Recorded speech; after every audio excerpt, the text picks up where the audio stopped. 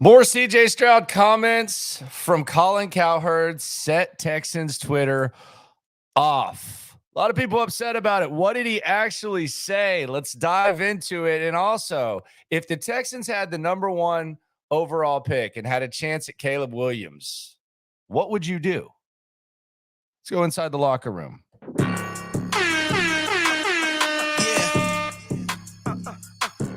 Yeah. It's the locker room on YouTube. You know what it is. Let's get it. Hey, locker room. Yeah, we in the locker room. Texas talk. Colin Cowherd sets off Texans Twitter. What did he actually say about CJ Stroud? And is there any scenario where he could be right? Welcome to the locker room, number one source for Texans daily digital content. I'm Landry Locker. You can hear me Monday through Friday, 10 to 2 Central on Sports Radio 610 and the Odyssey app, which is where we're going to hear CJ Stroud live today in the 1 o'clock Central hour. So download the app right along. Number one source for Texans radio content. This is the number one source for Texans digital content. Subscribe, right along, whether you're a Texans fan or not. This is a place to come for the pulse of what's going on, what people are saying, and what's going down with the Texans. We talked to players throughout the week. And we got the pulse of what's up with the Texans. Seems like a little more people care, and there's a little bit of passion going on because Colin Cowherd is once again mentioning CJ Stroud. Now, I'll be honest, I was on the air when this started circulating the internet. So when I was hearing it and or seeing the reaction, I was kind of, wondering what exactly Cowherd said. I don't take what Cowherd says too literal. I don't like completely dismiss what he says. I think sometimes in the middle of it, you can find some really good nugs and some good points, but I don't completely dismiss it. And quite frankly, we're about to play a game surrounding a TV show. What would you do? We'll get to a hypothetical that I think people will like. But another TV show, The Biggest Loser, I think it's kind of in effect when we react to some of these shock jocks, because if you say that he's just saying this and he doesn't believe it, but then you're digging through his old quotes and you're putting, 6 paragraphs or all this dialogue into what he says, who's the loser here? Who's the loser here? Like, it's one thing to break it down and say, this is stupid because of this, this, this. I think that's how most sports debates should work, even when you're talking to someone you might disagree with. But if you think he's just saying it just to say it, why even give it any attention? I guess it's just kind of the world we live in. But let's dive into what exactly Colin Cowherd said, and if it was that bad, or if he had a point, or if he's just saying something that is just absolutely silly. Here was Colin Cowherd talking about, I guess he starts by talking about the college quarterbacks, and then CJ Stroud gets brought up. I'm not going to lie, with the reaction, I thought that, maybe he had a 5-minute monologue on CJ Stroud and we were getting the Dak Prescott thing again. Let's listen and watch for ourselves here inside the locker room. College football, watching it like many of you for a long time. I saw something this weekend and over the last 2 weekends that was literally jaw-dropping, that blew me away. For years and years, we've had these coaching clinics, 7-on-7 summer camps. Oh, man, it is a gold rush. The quality of quarterback play in college that I have seen in 2 weekends is unbelievable. The Pac-12's quarterbacks, just that conference, have completed 73% of their throws for 43 touchdowns and 5 picks. See, so far this, I don't know where he's going, but it doesn't seem too bad. It might be a little bit of an overreaction, but doesn't seem too bad yet. Bo Nix, first rounder. Caleb Bo Nix. Williams, number 1 pick. I had no idea Deion Sanders, Shedeur Sanders was that good. Michael Penix Jr. of Washington, all 4 first-round picks. All 4, huh? That's just the Pac-12. I'm not sure if Deion's son will leave. He may want to stay with Dad and Travis Hunter. I get that. The quality is insane. Caleb Williams, we all know, is great. He didn't have the best weekend in his conference. There are so many, I can't name them. Deion Sanders' son, Shedeur Sanders, I had seen him on YouTube at Jackson State. I didn't know how good he was. I text 2 general managers in the NFL during the game against TCU. I said, I'm absolutely blown away. Am I nuts? They're like, no, he's a first round quarterback. The kid last night for Duke, Riley Leonard, that's a first-round quarterback. That's 5 first-round quarterbacks right there already. 6'4" mobile, 360 dunks. These kids are incredible. I've never seen any. Jordan Travis at Florida State. If I left your quarterback out, it's because there's too many to name. It's a gold rush. All these years of 7-on-7 camps and personal coaching. Notre Dame has a guy, Hartman. People like him, and I'm like, yeah, I do too. He in many years, you could talk yourself into a first-round pick for him. He's probably a second or a third because there's so many. We may have 7, 8, 9 first-round quarterbacks. 9? Come on, bro. Still haven't heard anything on this CJ Stroud, but I mean, think 9 first-round quarterbacks. Of course, I mean that right there. That's picks. And what does it mean? I'll tell you what it means. Your NFL team and your NFL executive, they watched the same thing I did. They watched the same thing you did. You noticed it. Don't tell me you watched college football the last 2 weeks and didn't think, damn, those guys are good. Like way better. College football in the 70s and 80s, teams literally were running like wishbone stuff in the 70s. I can remember watching Nebraska during the national championship year. Tommy Frazier was a runner, not really a thrower. In the 90s. I mean, the 80s. These guys are 4 wide, 5 wide. They can run. Husker was running that in the 90s, sir. They can jump. They can pass. It's deep. It's underneath. And what does it mean? It means your NFL executives are going to be very impatient with their quarterbacks. Still nothing yet on CJ Stroud, but I mean, my man just said 9 first-round quarterbacks. Like, come on. Jordan Love, bruh, win now. Yeah, he's in the Green Bay's drafting a quarterback if that kid doesn't look good by Thanksgiving. Yeah, he's near the final year of his rookie deal. Yeah, that's a good guess. Justin Fields, I think it's going to work. If it doesn't, we're moving on. Yeah, no kidding. That's the plan probably. There's too much talent out there. Kirk Cousins is 35. You know what? He's kind of expensive. Yeah, if there's a rookie quarterback that the Vikings like and they're able to get him, they're probably going to move on from Kirk Cousins. Good point. Brock Purdy. Maybe it was a fluke. What if he? We'll see. Butters. They're not going to give it to Sam Darnold. They're drafting another one. Geno Smith. Can you do it again? Seattle's roster is built because it's so young for another young quarterback, and then start spending money on free agency. Okay. Desmond Ridder. Everybody in Atlanta. I mean, okay, yeah, Desmond Ridder. Yeah, he's probably on a trial right now. And it's like, ooh, I like Desmond Ridder. You better. If he's not good in the first 6 to 8 weeks, don't kid yourself. They're looking at tape. Dak Prescott's gotten really, really expensive. CJ Stroud.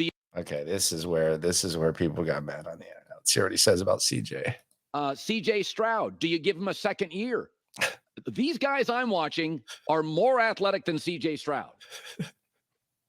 That's what I saw from Riley Leonard last night. More athletic. Deion Sanders' son's insane. Is what that the a end all talent that kid is. I YouTubed months ago just to see, can he play it all? And it's like jaw-dropping. So Jared Goff, if the Lions, all this hype disappoint, you don't think they're I'm a dummy. Of course, Deion Sanders' son's a great player. He's one of the greatest athletes in the history of the NFL. But all this talk about Caleb Williams and Drake May, and I'm sitting there thinking, just don't forget about Shedeur Sanders and the kid at Duke, Jordan Travis. I haven't mentioned 6 or 7 other ones. It was phenomenal display put on this weekend. Look at this kid for Duke, Riley Leonard. All right, so I mean, basically, he's saying, first of all, I think he's kind of lost in the sauce of the college quarterback. Basically, he's saying that teams that might not feel like they have franchise quarterbacks would punt on their quarterback for a younger guy. That's been the case for a long time in the NFL. Now, the CJ Stroud comments are interesting because he's basically acting like the example that he's basically using. He's basically acting like the Texans would treat CJ Stroud like the Cardinals did Josh Rosen, and they would take someone like a Kyler Murray or something like that if they had the opportunity. Arizona drafted Josh Rosen, although he was top 10. He was, I think, the 10th overall pick, not the number 2 overall pick. and they went with Kyle. They punted on Rosen after a year. I don't think C.J. Stroud is that caliber of a player. I think C.J. Stroud at least gets a couple of seasons, even in the worst case scenario, to showcase his skills. We saw San Francisco punt on Trey Lance after 2 seasons. The Jets punted on Zach Wilson, number 2 overall pick, after really a season and a half. So at the very least, I would think that CJ would get, 2 years to show what he's doing. But that's all Cowherd is saying. I think he's kind of lost in the sauce of the college quarterbacks. I do want to see Sanders over the course of a season where, it's not like months to prepare for TCU and how that goes. But, some of these names, he's throwing out Bo Nix and all these other names. He's just lost in the sauce. He's just trying to say quarterback play is nice. The CJ Stroud thing, I don't know if it holds too much weight, but I do want to ask a question to piggyback off of what Colin asked. And be sure to subscribe, like, right along. Locker Room, #1 source for Texans daily digital content. Be sure to hit that thumbs up button. Appreciate you for coming through. Get the pulse of what's going on with the Texans. You can hear me at 10 Central today on Sports Radio 610 and Monday through Friday on that. So let's say that CJ Stroud completes his rookie season and the Cleveland Browns are the biggest disappointment in the NFL and they hit rock bottom. And let's say that the Browns are the worst team in the league. Texans don't even have their own #1 pick. They traded that to Arizona in the Will Anderson trade. What if Cleveland, this is a what if, this is a what would you do? What would you do? What if Cleveland was the worst team in the league and the Texans had the #1 pick? What would it take, if anything, for you to draft Caleb Williams? Now, this depends on a lot of things. Like, how good do you think Caleb Williams is? Do you think Caleb Williams is Patrick Mahomes 2.0? Do you think Caleb Williams is this generational quarterback? Now, if CJ Stroud has just an amazing rookie season, then the answer is obvious. You stockpile draft picks with that #1 overall pick. You get at least 3 ones, way more than that, and you just build with CJ Stroud. But what if CJ Stroud has a normal rookie season? What if CJ Stroud is good? What do you do with that #1 pick? Is there any scenario where you say, okay, maybe we should trade Stroud and maybe we should draft Caleb Williams? Any scenario? Or does it not matter? What if CJ has a really bad rookie season? Do you go with Caleb Williams? I asked this question last night in the locker room on the stream. It was probably about 50-50. Half the people said you take Caleb no matter what in any scenario. Others said you stockpile the picks. But what would you do? What if it were Drake May at #2? Do you just stockpile the picks? And again, this is a lot of ifs. This is if Cleveland is bad. But this is kind of what Colin is saying. I'm not going to take it as far enough to say that there's 9 quarterbacks that you would even entertain this scenario with. I think there's 2. I still think it's Drake May, and I still think it's Caleb Williams. I'm not punting on CJ Stroud early for Bo Nix or Sanders or something like that. I know that Sanders he's coming off a really good game, but I'm gonna before I sit here and say I'm gonna punt on CJ Stroud after a year, I'm gonna let him play a Pac-12 game. I'm gonna let him play a Pac-12 game. I've seen quarterbacks have really, really good first games, and then stuff kind of levels out. I almost think you're setting him up for disappointment by doing this to him. I remember Matt Barkley, his first game. I remember the Denard Robinson. I call it the Denard Robinson Award after 1 week. I remember Tate Forsey. I remember Kenny Hill replacing Johnny Manziel, beating South Carolina when they were #9 in the country, and they ended up losing 5 or 6 games that year, and the win didn't look as good. Yeah, I'm going to tap the brakes there. Let the kid develop. Let the kid grow. But what would you do in this scenario? I'm very interested. Put it in the comments. Let me know. Is there any scenario where you would, if the Texans had the #1 or #2 overall pick, you would draft a quarterback and adjust accordingly? Texans showed that they aren't in the business of sitting there and waiting this out. But what if it happens? What if Cleveland is as bad as anyone in the league and this happens? What would you do? Is there any scenario in which you would draft a quarterback? I think we would have to let it play out. I in my perfect world at this point, I would trade the picks. I would trade the pick and get a lot of picks. Now, that's without seeing CJ Stroud take a snap in the regular season. Now, if CJ Stroud looks like Josh Rosen did, which I don't think he's going to, then yeah, you probably take Caleb Williams and you do what Arizona did. But I mean, we got to see the guy play. Let's see some of these quarterbacks play more than one game this season. Colin was a little bit crazy, not as crazy as the internet went. I thought it was an interesting discussion. I think this is an interesting discussion. What would you do if the Texans had the number 1 pick? Subscribe, like, right along.